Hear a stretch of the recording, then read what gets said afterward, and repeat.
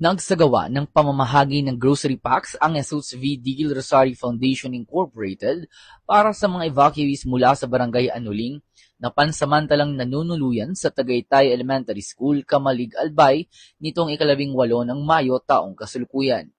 Nagbigay naman ng seguridad at asistensya ang mga augmented personnel ng 2nd Albay Provincial Mobile Force Company sa ilalim ng pamumuno ni Police Lieutenant Colonel Jeroni F. Partinca, Force Commander, upang matiyak ang maayos at ligtas na pamamahagi ng ayuda sa mga residente. Kasabay nito, nagsagawa rin ang mga pulis ng Police Visibility Operation sa lugar upang mapanatili ang kapayapaan at kaayusan at agarang makapagbigay ng kinakailangang tulong kaugnay sa umiiral na Alert Level 3 status ng Bulkang Mayon. Ayon sa tala, umabot sa 123 pamilya o kabuuang 413 individual ang nakatanggap ng grocery packs. Sa kasalukuyan, nananatiling normal at mapayapa ang sitwasyon sa lugar.